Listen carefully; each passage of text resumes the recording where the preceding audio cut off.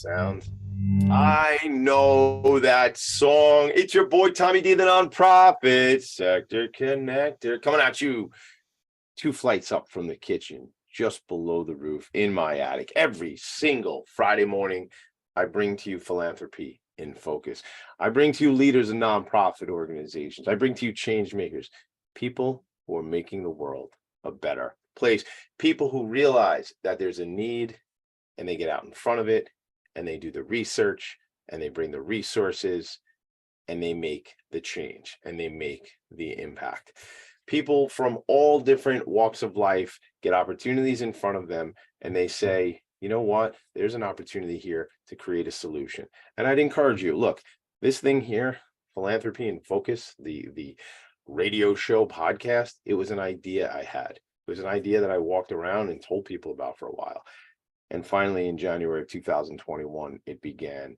And now I think I'm right around 110 episodes, or at least that what it was like 108, 109, 110. I'm not sure.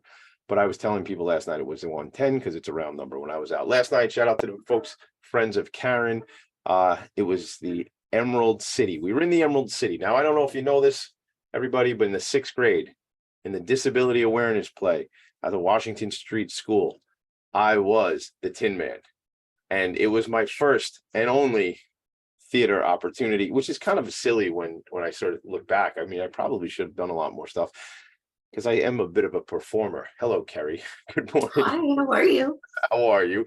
Very Kerry good. Gillick, Goldberg is here. She's with me. We'll be together for the next hour. I wanted to just bring her in because I saw her getting a little amused by the story I was telling. 6th grade play. I had no idea. I look back and I'm very involved in nonprofits that are related to and serve individuals and participants with intellectual and developmental disabilities.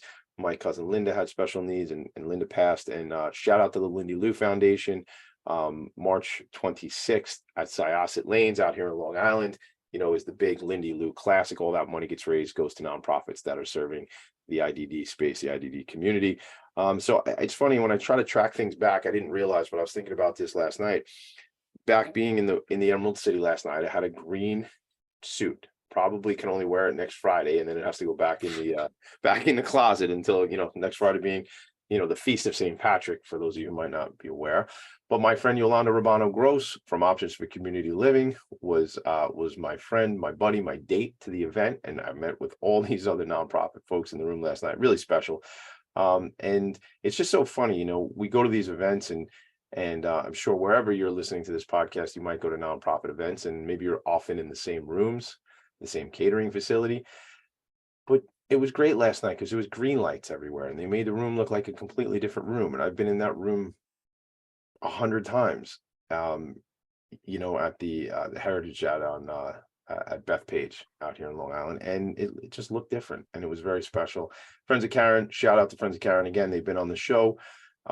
Leslie and Judy have come on the program, and the funny thing too, Kerry, I'll tell you this, and everyone else listening, is Yolanda was watching Philanthropy in Focus while I was interviewing the folks from Friends of Karen, and they mentioned this Emerald City thing, and she's on Facebook checking in with me while we're doing the show, and I was like, "You want to go with me, like live?" And she's like, "Yes." And then we didn't remember until about a month and a half, 2 months ago, what we were going to. We knew we had a date on the 9th of March. We couldn't figure it out. But Leslie, shout out to Leslie for sending me the invitation in the mail and reminding me I had to wear green. So we'll leave that there. But if you don't know me by now, let me tell you, nonprofits, they change our world. And I'm on a mission to just consistently have conversations and bring awareness to the work that nonprofits, their leaders, their boards, their supporters, and and equally as important, their staff and their associates that do the work are doing. And that's my job. That's what a nonprofit sector connector does.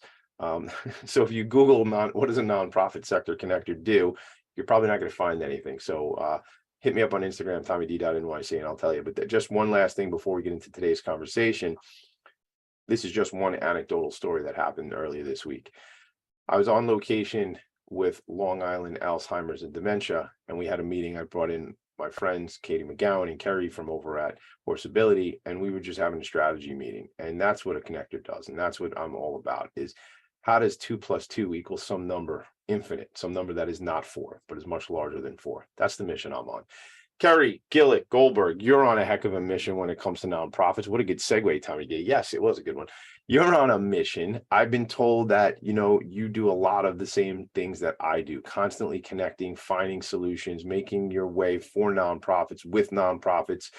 Allison LaFerlita, our friend in common, made this suggestion that we needed to connect and that you're on the show. I want to learn about your background. I want folks to understand your connection, your career, your connection to the nonprofit. And then we're going to be talking about Baby Essentials of Long Island. And that's where I started the show up at the front, just saying things happen, challenges are out there, and it takes somebody who's got resources and just the expertise to make it happen and to create a solution. And you've done that, certainly with this organization and in other organizations in the past. So first, I'd like to say a couple things. That is a long introduction. Let me just say this. Welcome to the show. Welcome to Philanthropy and Focus. Good morning. How are you? Very, very good. Today was the breakfast for the Girl Scouts of Suffolk County. So my morning started very early. Yes, we have our friends, my friend Nyrikia White, our friend Tammy Severino leads that organization. Tammy's been on the program, so couldn't be there and in the attic at the same point personally, but I'm glad you were able to find a way to make it happen. So how was the event? Oh, so far the part that I was there for is fabulous. And you walk in and you start getting hugs from everybody because they're excited to have seen you, after such a long time. Yeah. So it really was beautiful. Not to mention, somebody should have said that the swag bag comes with a box of Girl Scout cookies, and I would have gone every year. So it was one of the best swag bags I ever got. I would have made, if I knew there was a box of cookies in the mix. Anybody who doesn't know me, I'm kind of a cookie monster. And if I knew there was cookies in the mix, I might have made the trip out there this morning. But you know what? And I got Thin Mints. I got one of my daughters sells the cookies, so I'm good. And I got a problem with cookies. That's another thing. I'll have to talk to my nutritionist about that issue that I have. Leave it on the side for now. Let's not talk too much about cookies. But what'd you get? You got Thin Mints? I'm right back to the cookies. I'm like thrilled to pieces. It's funny. When Tammy came on the show, it was all about more than just cookies. Like that was like our theme, like Girl Scouts Suffolk County, more than just cookies, So let's go back though. I want to understand, Kerry, why are you at Girl Scouts this morning? Why are you involved in the nonprofit sector? What is your background? What drew you to this work? So kind of take us from as far back as you want to go. Well, the Girl Scout situation, let's be honest, that's how I became I can sell ice to an Eskimo, and it's all because of my cookie sales background. So we have Girl Scouts to thank for that. But when I went to college to become an English teacher and a theater teacher, so I loved your story because, of course, one of my degrees is in theater, and so. I love that. And I ended up teaching in Hollis, Queens. Hollis, Queens. And it was LL Cool J is from Hollis, Queens. Run DMC. My uncles and aunts are Hollis and Queens Village people. I did not know that we have a Hollis connection. Look at that. See, and a DMC. We're actually in chats with him to do an event out here on the island. I'll keep my fingers crossed, and I'll invite you when the deal is done. I would be happy to be there. And in fact, different, but the other Ed Lover and Dr. Dre, not the West Coast Dr. Dre, but there's another that Dr. Dre. He used to be on Yo MTV Raps. Mick Collins, if you're listening, I'm sure now you're very engaged in this conversation. My buddy Mick Collins is a big hip hop guy, especially Eminem.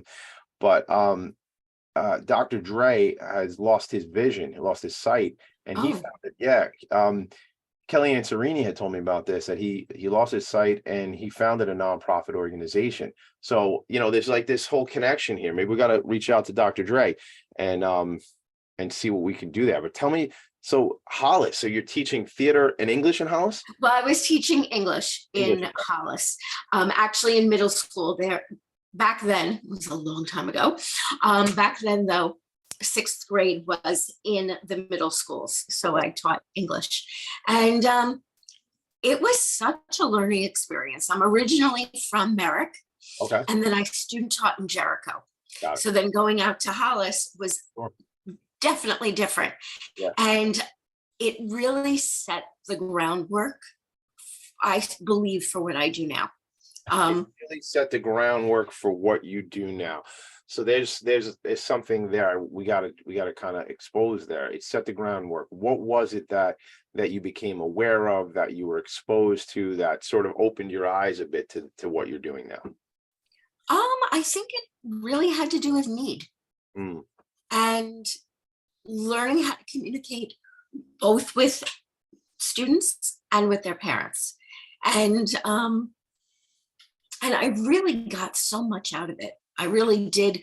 But I did it for a short amount of time. This is going to sound bad, but I kind of got myself in a bit of a bind with the union, because I'm very much the type of person that if you need extra help, if you need extra time, of course I'm going to give it to you, So, you've got some rowdy kids, some not rowdy kids, you pull out the ones that really need that extra help because that they could do so much more. And then you find out that you're not allowed to be teaching on your lunch break and things like that. Yeah. And the school didn't allow for after hours. So it really would kill me that the kids in Merrick and the kids in Jericho would be showered with opportunity, and yet the kids in Hollis weren't. So, just let me interrupt 1 second. So, ladies and gentlemen, listen to what my friend is sharing with us right there. This is reality. I would think the distance from Merrick, Nassau County to Hollis, Queens is probably 10 or 11 miles. And I'm not looking at a map, but I don't even think it's that much. I grew up right on the border of Queens and Nassau County in a town called Franklin Square. So a stone's throw from Queens and in the city of New York. So I'm just going to leave that out there. And I want everybody to consider that. And remember that things are not always equal. They're not equitable. And we still must do a lot of work, because your zip code in often cases determines a lot of what the trajectory of your life is going to be. And I'm not talking about, I'm talking about literally miles away, if you're living in Nassau County versus Queens. And this is not, I'm not knocking the whole, city of New York or the Board of Education, but we got work to do, gang. We got work to do out here in Long Island too. So let's not make it that Long Island's got things figured out, right, Kerry? These are all me exactly talking. My voice, not Kerry's voice, everybody. So, I just say what I think a lot of times, Kerry. So one last point before we go to a break. What else did you just want to share about that? Just that I really feel that what I did when I first got out of college really did set me up for this moment in time. Wow. What a great cliffhanger. We will be right back. This is Philanthropy in Focus. Kerry, Gillick, Goldberg is here. The name of the organization is BELI, which is such a cute name, Baby Essentials of Long Island. But there's much more story than simply this organization, although it is making an incredible impact. There's more story to you, what you do. We're going to find out when we come back. Philanthropy in Focus. Right back. Are you a business owner? Do you want to be a business owner? Do you work with business owners? Hi, I'm Stephen Fry, your small and medium-sized business or SMB guy, and I'm the host of the new show, Always Friday. While I love to have fun on my show, we take those Friday feelings of freedom and clarity to discuss popular topics on the minds of SMBs today. Please join me and my various special guests on Friday at 11 a.m. on talkradio.nyc. Are you a conscious co-creator? Are you on a quest to raise your vibration and your consciousness? I'm Sam Leibowitz, your conscious consultant, and on my show, The Conscious Consultant Hour, Awakening Humanity, we will touch upon all these topics and more. Listen live at our new time on Thursdays at 12 noon Eastern Time. That's The Conscious Consultant Hour, Awakening Humanity, Thursdays 12 noon on talkradio.nyc.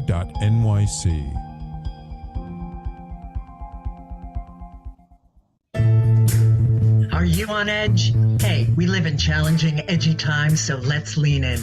I'm Sandra Bargman, the host of The Edge of Every Day, which airs each Monday at 7 p.m. Eastern Time on talkradio.nyc.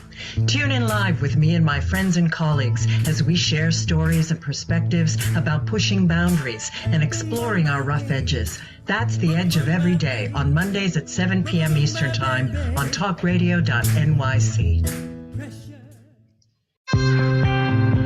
You're listening to Talk Radio NYC. Uplift, educate, empower.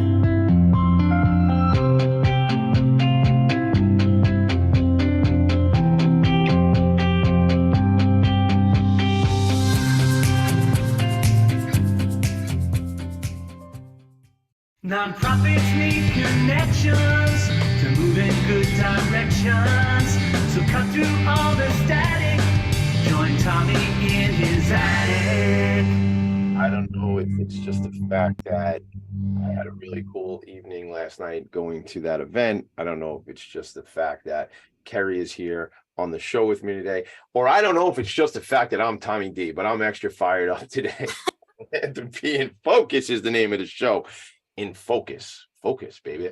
All right. So the name of the organization is Baby Essentials of Long Island. Kerry, please take us back to your story to continue, because I know this all draws to the experience and then the eventual creation of this particular organization. So please take it away. I will do my best to listen. I'm going on listen only mode. Tommy D is now on listen only mode. Well, it is a bit of a winding road, so just forgive me with that. But after I was done teaching, I opted to utilize my theater degree and I went into the garment center. I was in the garment center, owned a company with my sister for years, and then honestly didn't love the commute. Yeah. After we bought our house. So that the main line sometimes is a real problem.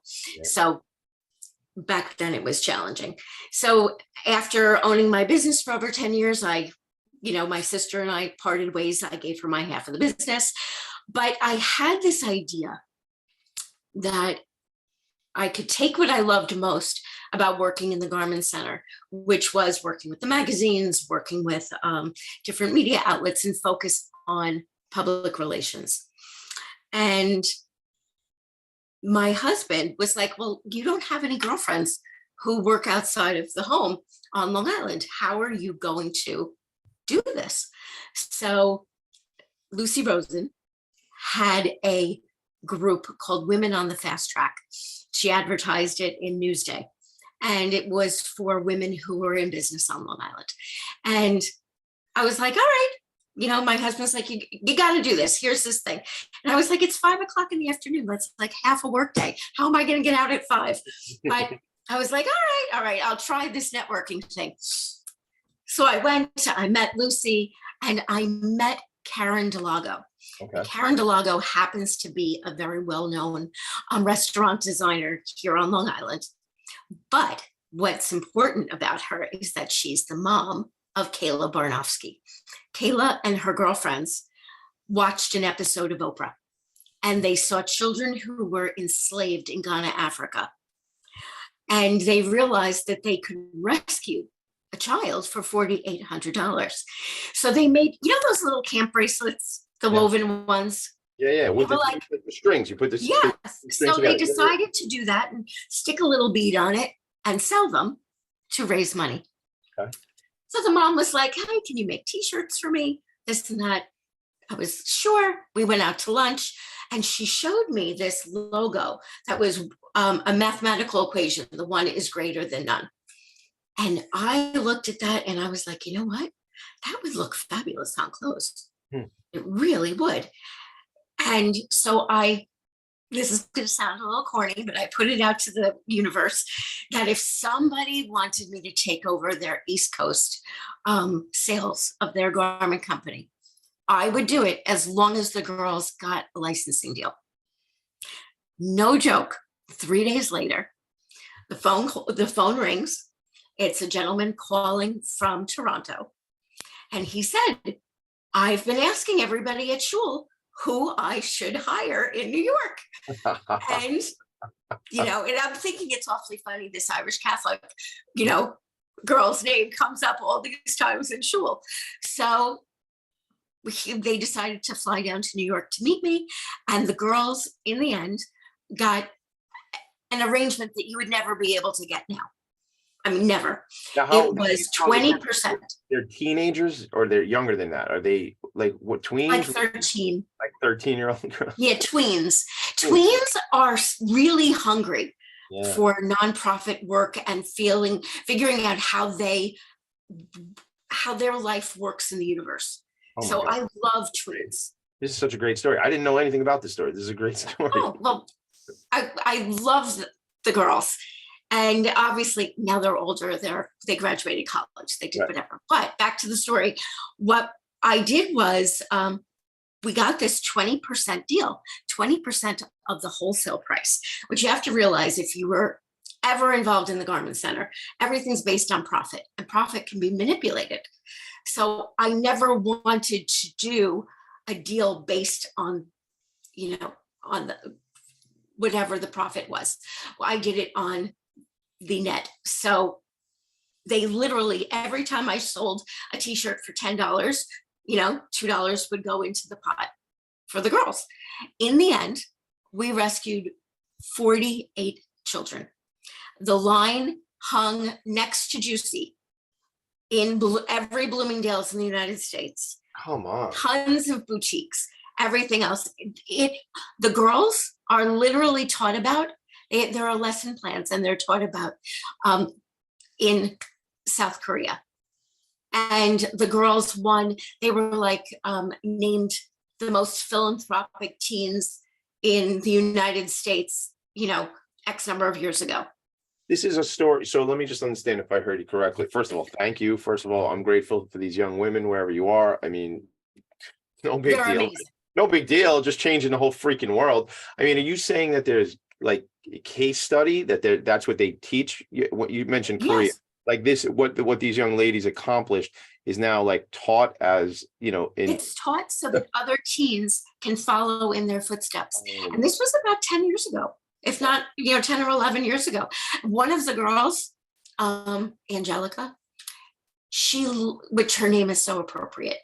She is actually down on the border, work as an attorney, working with immigration. Of course she is, right? I mean, of course she is.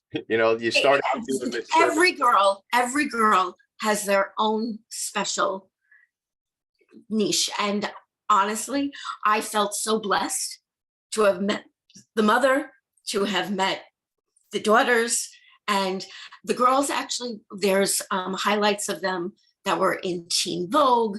They were on, ABC. They were on the Today Show. Oprah knew about them. The only reason why they weren't on with Oprah was because Lisa Ling's sister got taken by North Korea the day that the girls were supposed to be on. So anyway, that's how I got started in the nonprofit. So you weren't even necessarily looking for it. The opportunity gets brought to you, and you, based on your connections and relationships, are able to say, hey, here's how I can add value. And then, being exposed to it, you go, oh, wow, there's this whole part of the world. It's beautiful. Right. It's beautiful. And we're actually friendly. There's a gentleman named Eric Pazza who works with United Nations, and he lives over in Ghana, Africa. And he's the one who actually rescued all the children. He would physically go in and rescue the children. We're friends with him. We actually, my whole life is very incestuous a little bit, but we actually had the Amistad, the boat, at the Oyster Festival a few years ago, maybe 5 years ago. And I brought in Eric Pazza to actually talk to the people that were at the event about slavery back then and current day slavery now, so that people could see the connection, because most people are unaware. But that, I need to say that those teenagers are the ones who opened my eyes and gave me the opportunities that I have in the nonprofit world. So listen, folks, I don't care if you're 93, 43, or 13. or for that matter, I mean, I think of Ray Moeller at Little Saint Nick out here in Long Island. He's a kid. He was 7 or 8 years old when he said he wanted to start his foundation to help children.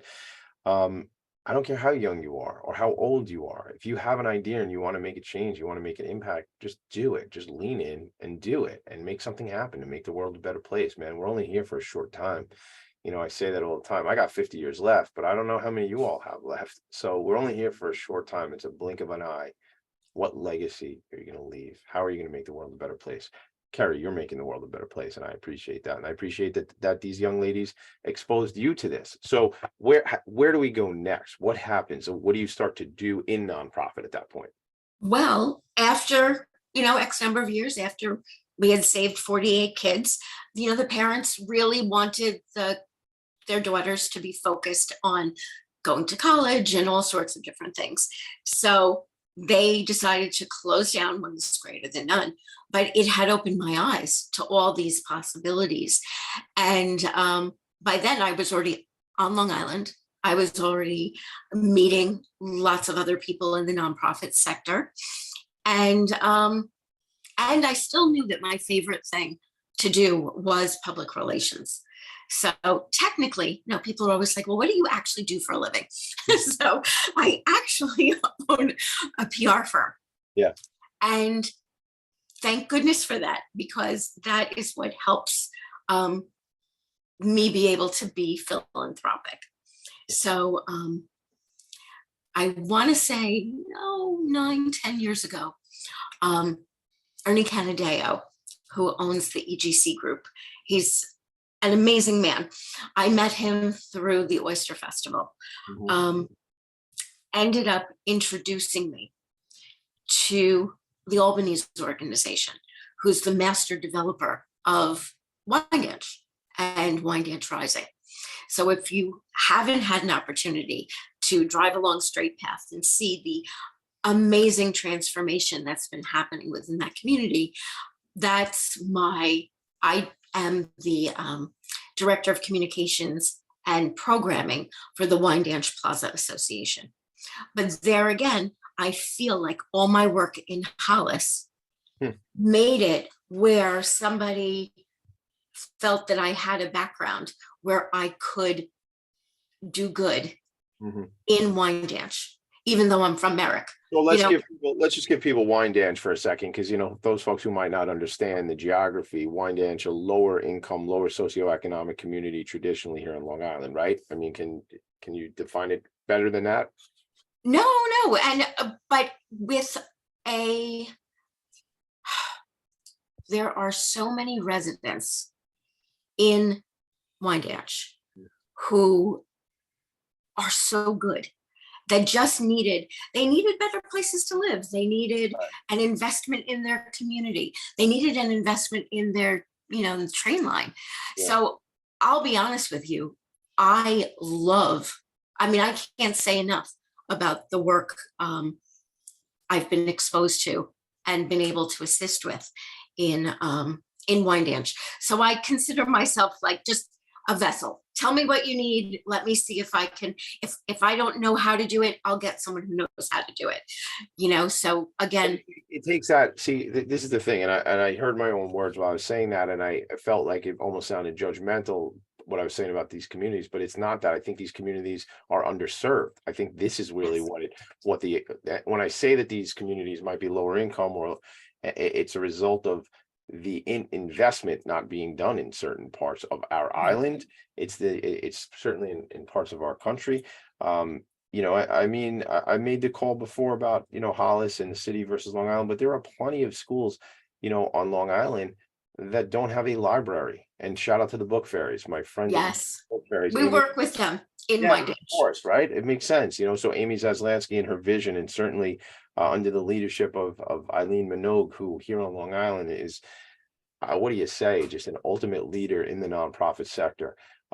And it takes that investment in community, so from a judgment perspective, I think it's just about, when we see something that we can make an impact and improve, let's do that. And that's what I think is going on in Winedance. I believe Is Patchogue similar? I think Patchogue is that going Patchogue's a couple years ahead of the curve when it comes to wine dance. They were the perfect example.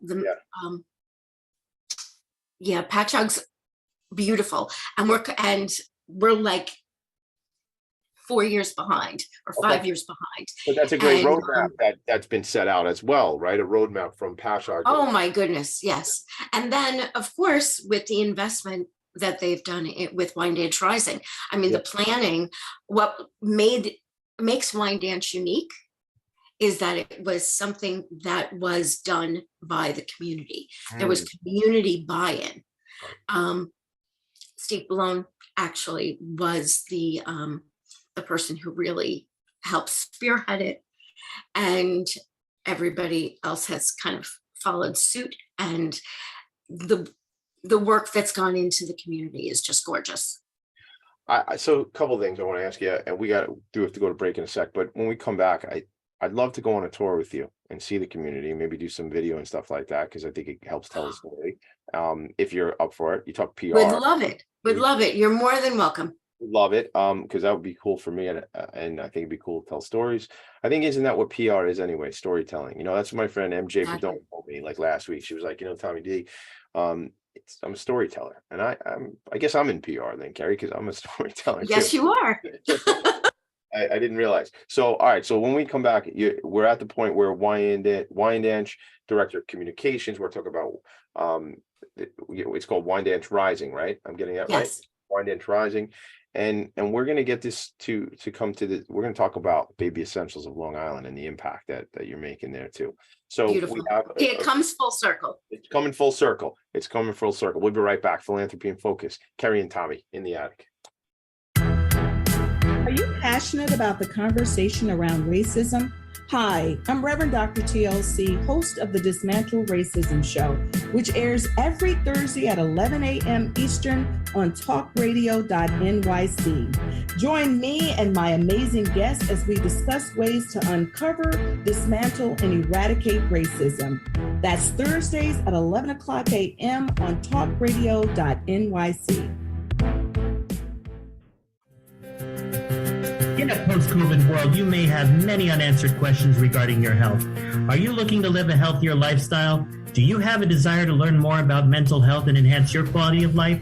Or do you just want to participate in self-understanding and awareness? I'm Frank R. Harrison, host of Frank About Health, and each Thursday, I will tackle these questions and work to enlighten you.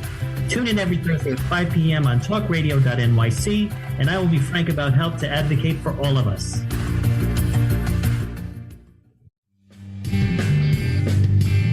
Hey everybody, it's Tommy D, the nonprofit sector connector, coming at you from my attic. Each week here on talkradio.nyc, I host the program Philanthropy and Focus. Nonprofits impact us each and every day, and it's my focus to help them amplify their message and tell their story. Listen each week at 10 a.m. Eastern Standard Time until 11 a.m. Eastern Standard Time, right here on talkradio.nyc. You're listening to Talk Radio NYC at www.talkradio.nyc. Now broadcasting 24 hours a day.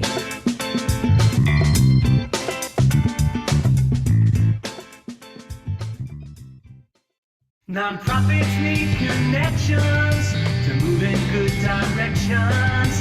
So cut through all the static. Join Tommy in his attic. The long and winding road of Kerry's story. I told you 23 was the year that your boy was going to become a crooner, everybody. So if you're not digging it, change the channel. What could I tell you? I'm going to sing for you. All right. Shout out to Amy Fleischer. Shout out to Mick Collins checking in on Facebook. Amy says, Tommy, would love an introduction for our newborn welcome fund baby boxes. That's Amy Fleischer, Kerry, my friend, who is the development officer over at Harmony Healthcare, formerly. Heather and I were just speaking about her. Heather and you were. I'd love to be connected. Of course you were. So because Heather and you are connected, and we'll get into that story if we don't run out of show before we get there. but that makes sense. So Heather, was on the show a bunch of months ago, and Amy was watching on Facebook, and Amy was like, I need to meet Heather. So I was like, cool. So we met, and that's how that happened. And she hooked them up with diapers for a recent event at the Elmont Memorial High School, my old district where I grew up. Fabulous. Yeah, and it was just really great health fair. Anyway, let's get back to the story because we are going to run out of time before we know it. So get me back on the long and winding road. Let's take it. So where were we? We're in Wyandanch. We're in Wyandanch. So I'm learning, about need again and how I can help. So my whole thing is, yes, I can, I can work in the community. I can put together arts and cultural events. That's what I do. Great. But my heart is saying that there are some families with abject need. Mm-hmm. So obviously we work with the Resource Center in Wyandanch and a couple of, the Gerald Ryan Outreach Center and a bunch of other organizations to help families. And one of the other things that happens is along this time, I had the Allied Physicians Group became a client. And Just to interrupt, meaning you were doing PR for them, right? I was doing PR and marketing. For the Physicians Group, which is a and long then they practices. And they decided, yes, to start a foundation. So I was there at the founding of the foundation. And since then, obviously, Heather has done a spectacular job expanding on everything.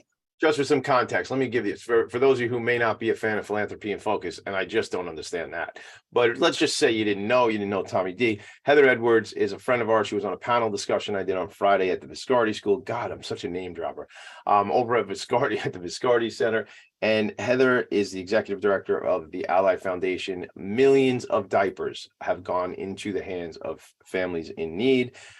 As well as period supplies, because you may not know, but that is actually a major need for women and young girls that just don't have access to resources. So that's a whole nother thing. So Allied Physicians Group realizes, why are these babies coming in with rashes and UTIs? Okay, UTIs, and they're asking what's going on? What are you doing? And the parents say, well, often I have to leave the child in the same diaper, a soiled diaper, because I don't have money to buy another diaper, right, Kerry? So that was the kind of catalyst that formed that organization. That is, and honestly, the doctors wanted to fix whatever problems they could fix, and that's how they started the Allied Foundation. So let's take it the next couple of years. COVID hits. Okay. I'm on Plainview Moms Facebook page and a couple of the other moms Facebook pages, and their husbands all keep their job. My husband kept his job. I kept my job, but everybody starts firing their housekeepers, their childcare providers. They're firing anybody that they, that they're too afraid to have in the home. But what that does is that you take that segment of the population who has a cash income, and you've taken away anything that they had for their family. So they can't go and get money, unemployment from the government and things like that. They all of a sudden have nothing. So here I am. I'm like, oh my God, they don't have diapers, they don't have wipes, they don't have formula. I don't want, babies starving because their parent doesn't have enough money. So that's why. And then also, because they don't have money, most of the truly in need don't have cars.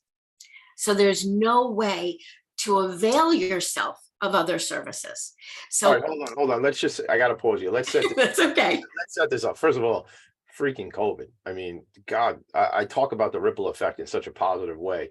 But when you think of what that certainly the initial, the early 2020, right, where we were all scared and hunkered down, for those of us who could be hunkered down, again, the essential workers, shout out. I was talking to a woman just this week who runs a nonprofit organization around equal pay and support for home healthcare workers, right? Home healthcare workers were essential workers, nurses and doctors, police, firemen. Obviously, we appreciate all the work everybody did, specifically the nurses. I just, remember everybody outside like banging pans at 7 o'clock and stuff like that with the nurses, but to just think of how far the ripples went and the things that people witnessed, like you saw this, you go, oh my God, there's a whole community of people now that are not getting what they need. And now, hold on, they can't drive somewhere to pick things up is I think where you were going. Yes. So okay, cool. All right, I get it. I can get the diapers, I can get wipes, I got them here,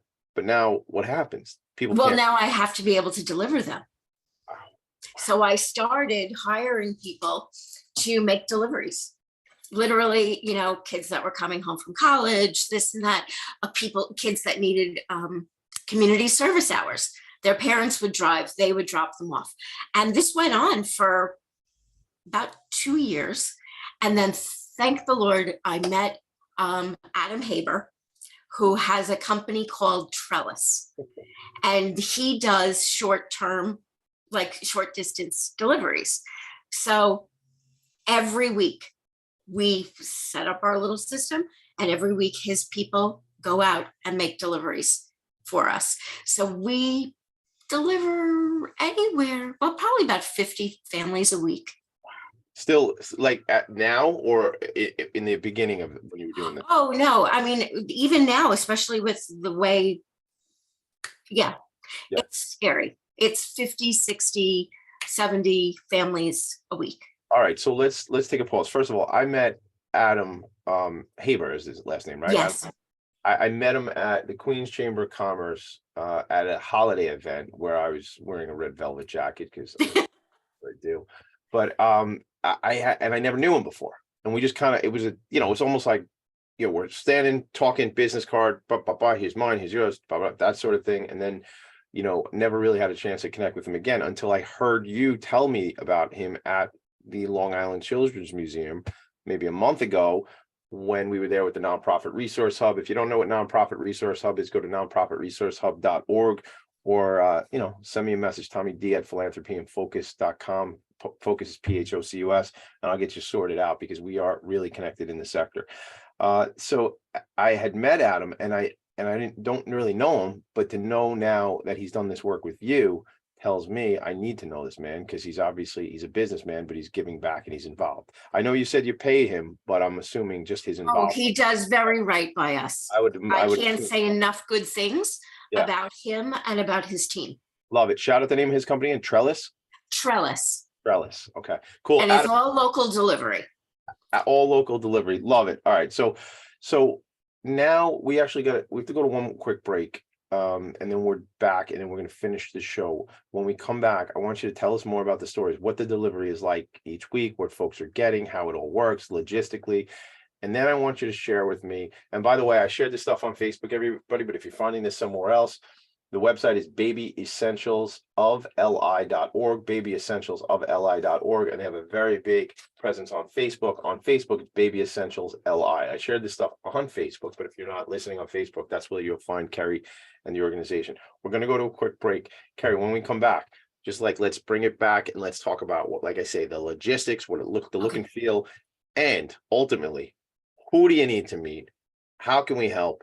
And I know we need checks, but other than checks, what else do we need for this organization? Sounds good? Yes, thank you. We're going to a break. Right back. Hey everybody, it's Tommy D, the nonprofit sector connector, coming at you from my attic. Each week here on talkradio.nyc, I host the program Philanthropy and Phocus. Nonprofits impact us each and every day, and it's my focus to help them amplify their message and tell their story. Listen each week at 10 a.m. Eastern Standard Time until 11 a.m. Eastern Standard Time, right here on talkradio.nyc. In a post-COVID world, you may have many unanswered questions regarding your health. Are you looking to live a healthier lifestyle? Do you have a desire to learn more about mental health and enhance your quality of life? Or do you just want to participate in self-understanding and awareness? I'm Frank R. Harrison, host of Frank About Health, and each Thursday, I will tackle these questions and work to enlighten you. Tune in every Thursday at 5 p.m. on talkradio.nyc, and I will be frank about health to advocate for all of us. you a conscious co-creator? Are you on a quest to raise your vibration and your consciousness? I'm Sam Leibowitz, your conscious consultant, and on my show, The Conscious Consultant Hour, Awakening Humanity, we will touch upon all these topics and more. Listen live at our new time on Thursdays at 12 noon Eastern Time. That's The Conscious Consultant Hour, Awakening Humanity, Thursdays 12 noon on talkradio.nyc. You're listening to Talk Radio NYC at www.talkradio.nyc. Now broadcasting 24 hours a day.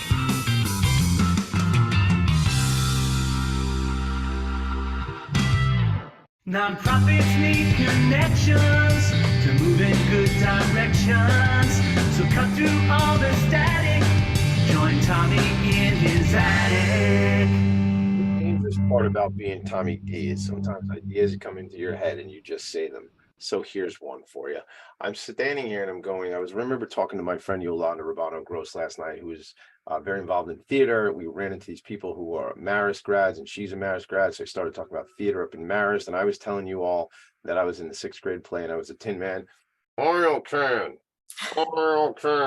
That was how I tried out. That was my audition and I got the role. I think we should do a play. That's what I was going to tell you, Kerry. I think we should do a play. I don't know how. I'm sure there's plenty of theater groups. I could probably just go do that. But what if we just did a play? Anyway, I will just leave that out there for you all. You tell me if we should do a play. I don't know what it's about. It could be the long and winding road of Kerry, Gillick, Goldberg. I don't know. It could just be. It could be it could be the Wizard of Oz. I don't know. Let's try something. We'll be back on that. Maybe we'll raise some money for some organization doing it. I think it would be fun. I am a performer, Kerry. That's just what it is. Naturally, yes. Naturally, yes. That's what it is. So we'll see how that goes. All right. I want to know about what happens each day and how you know who you're going to be serving and what it looks like. What is the organization actually? No problem. Please. We are fortunate that we work with an organization called Help Me Grow. Now, Help Me Grow is, I don't want to use the word partner, but we partner with them on diaper delivery. So what happens is they are a part, I don't know if you're familiar with the United Way's 211 number. If you don't know about it, you should. No, I was thinking about the one. I was out at the United Way interviewing them for the Long Island Imagine Awards, and they were talking. I was thinking more about their warmth number. There's like a phone number, like that's Project Warmth. Yes, but they have a number that's 211. It's like a non-emergency emergency number. Okay. And if you have a child under 5, you want to be connected with Help Me Grow, and they happen to be option 7 on this 211 call number. Okay. And what happens is there's actually a real person that calls you back and they become your case manager, as long as you have a child 5 and under. And they'll help you if you have issues with electric, gas, you name it. But if you have a need, if you need clothing for the baby, if you need a bassinet, you need diapers, primarily diapers, wipes, you need formula, you tell them what you need, and they are in charge of my delivery list. So I'm looking at them right now. Tell me if this is the right one. Helpmegrow.org. That's the website. That might be the main one for the country, but there's a Help Me Grow Long Island. Okay, cool. And you access it on the phone with 211. When you call the United Way. So you call United Way. No, you call 211. Just literally on my phone, I pick up, I dial 211. Yeah, it's like calling 911. Calling 911. That's going to take me to United Way, and then I choose option 7.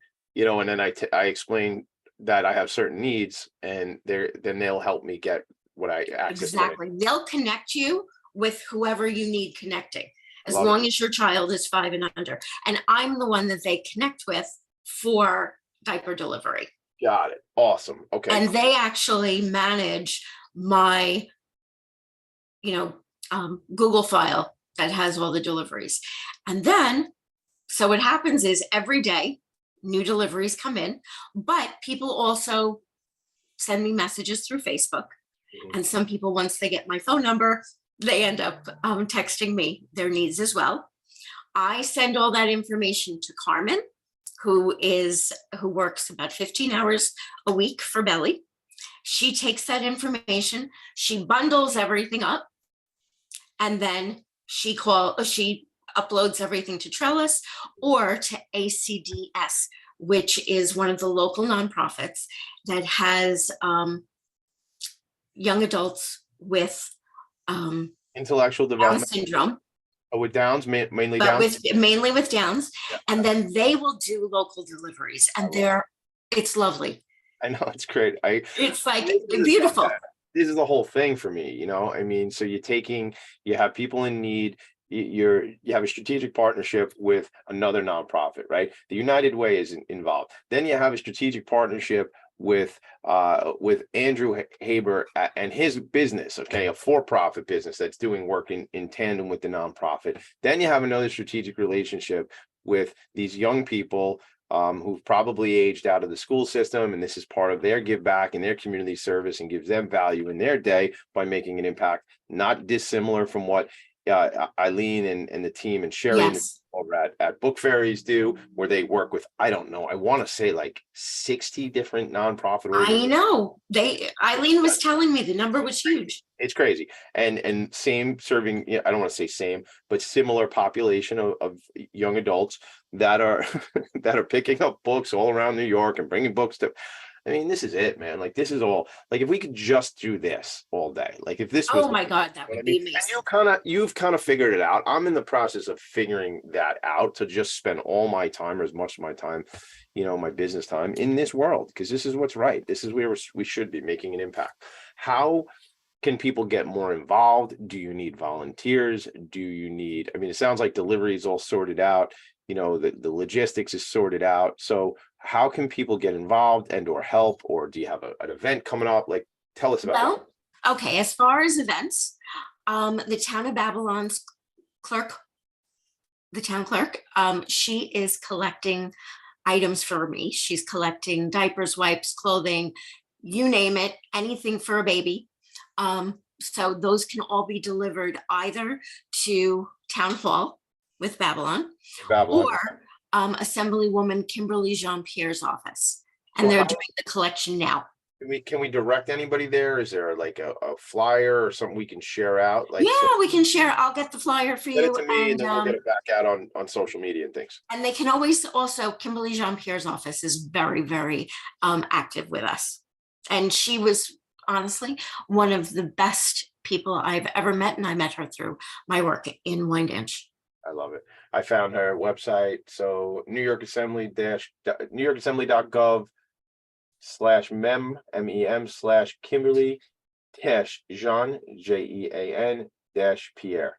But I will share this on Facebook, so those of you who are connected to what we're doing on Facebook will see that. Thank you, Kimberly, for your service, Kimberly, because if you're listening, we appreciate what you're doing. Sometimes Tommy D is a bit cranky, but when I hear how government is incredibly involved with the work that we're doing as nonprofits, it makes me less cranky. Well, I want you to know that the Assembly was very generous, and they actually gave us a reimbursable grant. I love it. I love to hear these things. So that is the collection that's happening now. We also do collections if, say, your child is now 6 years old, your house is exploding with, almost new, well cared for items. Right. We will actually do a pickup. Mm-hmm. We will launder everything, and then we distribute it out to the public. Clothing now, right? We do clothing. We do, one of the big things is the bassinets, because babies need a safe place to sleep. Yeah. Because honestly, last year in Central Islip, a family, the baby died because the baby was sleeping in a drawer and the cabinet fell over, and the dresser fell over. So we do try, if someone has a need, honestly, if someone really has a need, I'm going to Bye Baby, or I'm going to Target and I'm buying it. Yeah. I get it. And I know, I hear you. I feel you. And I know. And honestly, the funds that I earn in Wyandanch, this is going to sound weird, but my husband and I were like, we didn't really want to make money on working in Wyandanch. Yeah. So the monies that I get for working in Wyandanch, we put back in the community and back in the nonprofit and just back in Wyandanch. And it gives me, an allotment of funds that I have at my disposal to put back in. Look, I'm very blessed. The mortgage is paid. Yeah. The husband has a good job and he doesn't mind the nonprofit work. Well, shout out to him. I appreciate him because he as a partner gets you to do this stuff that, and that's what we need. We need partners. We need teammates to help us get things done. So I appreciate that. So the town of Babylon, really, they can just go to town hall And do a drop off. Right. Or assembly member, Kimberly Jean-Pierre. You can Yes. with her. And then they can reach out to us to do a pickup. How do they do that?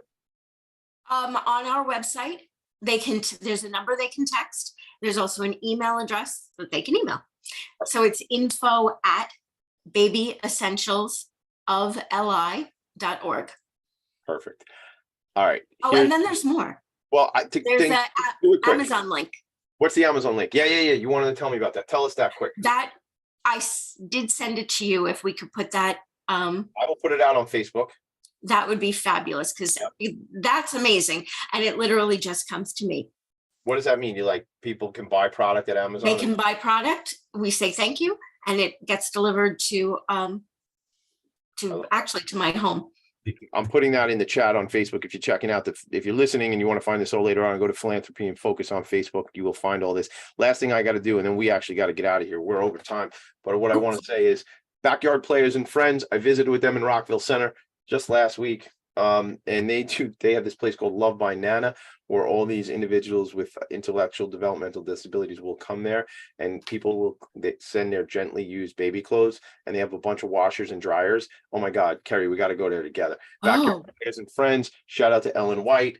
Shout out to Mike Durney, who made that connection, and my Aunt Ellen, founder of the Lindy Lou Foundation, volunteers there. We got to leave it there. The show's Philanthropy and Focus. Kerry, I appreciate your friendship. Steve Fry's up next. Stay here on talkradio.nyc, and always make it a great day. I'll see you later.